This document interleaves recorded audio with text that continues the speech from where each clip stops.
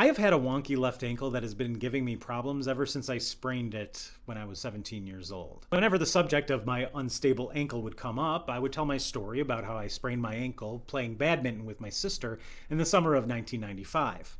It was only when I reread my high school journal recently that I was shocked to learn that the story that I had been telling for years wasn't entirely accurate, and that I had left out and changed some important and incredibly disturbing details.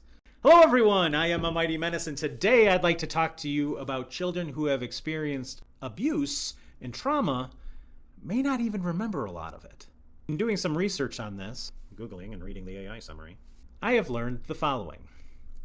Children traumatized by an event may have fragmented, disjointed, or incomplete memories of the experience due to the way the brain processes and stores traumatic information, often resulting in sensory fragments and intense emotions rather than a coherent narrative. Trauma can also lead to false memories, where the brain attempts to cope by replacing or altering traumatic details, though this is less common than fragmented recall. And in this story, it appears I did just that. So let me start off with the story I've been telling everyone for the last 30 years. It was July 3rd, 1995, and it was a hot, sunny summer day. My sister and I were playing badminton in the backyard while jamming and dancing to Alanis Morissette's Jagged Little Pill CD, in between the few times we were able to keep the birdie up in the air. As I rushed towards the birdie, coming dangerously close to hitting the ground in front of me, I landed on my left ankle sideways so badly that I swear I heard a crunch. I dropped immediately to the ground, yelling in pain. My mom and dad came running out of the house when they heard me yelling, and once they found out I couldn't walk on it, they scooped me up, my mom on one side and my dad on the other, and carried me upstairs to our couch where I would lay incapacitated for the rest of the day. My parents examined my ankle, thought that everything was fine. "Oh, it's just a little sprain," and let me rest until it felt better the next day. At least that's what I thought the story was for the last 30 years, until I recently reread my journal. July 3rd, 1995, Monday. Bad day. Well, today pretty much sucked. There wasn't a good thing that happened to me today. First of all, while watching TV, my sister got up, so I slid over to the other side of the couch, closer to the TV, since it was my day to sit there. All right, let me interrupt for a second. Yes, my sister and I fought way too often about this coveted couch spot that my parents actually did an every other day schedule for us. Since I knew it was my day, I took the seat back when my sister went to the bathroom. Back to the story.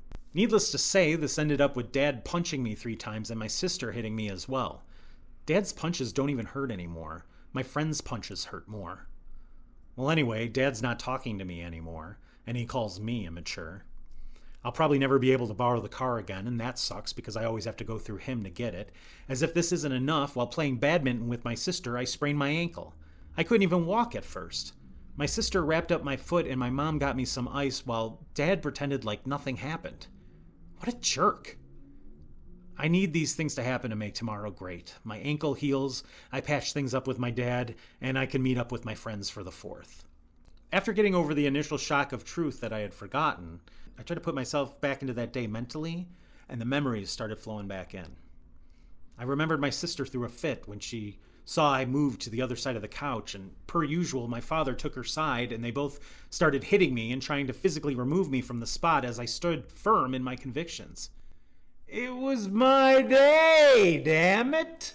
I remember my father realizing that for the first time his punches had no effect on me, and I could see his fragile ego breaking in his eyes as he stormed off in a huff. I remember that even though my sister and I fought about that couch seat in the morning, we had moved on and we were happily playing badminton together. I remember my father gave me the silent treatment the entire rest of that day. I didn't know this then, but I would later learn that narcissists giving you the silent treatment is what they do when they don't have any excuses for their own behavior. And then I also remembered that it wasn't my mom and dad who had helped me walk up the stairs after spraining my ankle. It was my mom and sister that had helped me up the stairs while my dad folded his arms and refused to help. My mom yelled something along the lines of, "Well, aren't you going to help your son?" as he turned and walked away like I didn't even exist. I was absolutely stunned by what I had just read and the memories that were triggered from it. Before this, I had believed my father stopped hitting me once I got into high school. But here was written proof that he had hit me all the way through the age of 17. And this journal entry unlocked all my memories from that day, and even though I had lived through it, I still had a hard time believing it. How could I forget that moment of betrayal from my father? Of him standing there, pouting, knowing that his son was in massive pain, and choosing not to react. His own son. because I had hurt his ego that day. I have since learned in therapy that I most likely chose to remember this story incorrectly for a couple of reasons. One, I had never told anyone about the abuse that I had to endure in childhood until 30 plus years after it happened. It was drilled into me by my parents since birth that things that happened in the family should never get told to anyone else. And if my parents ever found out that they were, there would be major consequences. So, for my own survival, I rewrote the story to protect my father's image and to keep family issues inside the family. Two, as a 17-year-old, I couldn't wrap my brain around what had happened. As a 47-year-old, which so happens to be the exact same age my dad was when he did this to me, I especially can't understand. How can someone claim that they love you and then coldly turn their back on you in your biggest moment of need? It didn't make any sense. Normal parents don't do these types of things. To cope, I needed to forget. And since I had been through a truckload of childhood trauma already, I was so good at learning to consciously forget. It's the exact reason why my most vivid traumatic memories from childhood are from the first times that I was abused. But I can only recall a few glimpses here and there of what actually happened after the age of 8. But I know there was a lot more. I just got really good at pretending like it wasn't happening.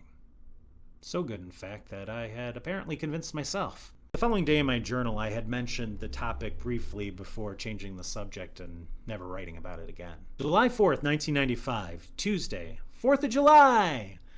My foot felt worse in the morning but got much better at night. Dad and I are talking again.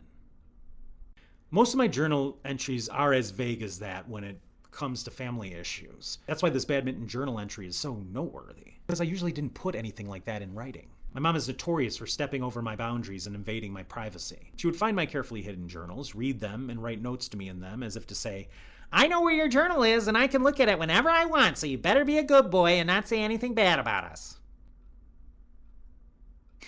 Even though I didn't go into detail in my journal on July 4th, I'm pretty sure I knew what had happened because it was a common theme.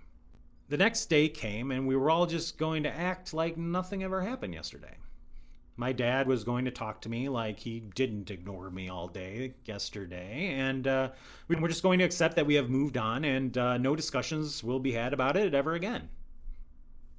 And that's exactly what happened. Now, a lot of times I think to myself, your childhood wasn't that bad. A lot of kids had it a lot worse, with higher levels of abuse and even SA. So who am I to talk about my experiences when others have been through so much worse? And then I think about this story. The scars from this story didn't just come from my father's physical abuse or the fact that I had sprained my ankle, leading it to be wonky for the next 30 years. The real scars came from my father ignoring my cries for help in one of my biggest moments of need. He showed me that his love was not unconditional and that he would turn against me in a heartbeat if he so chose.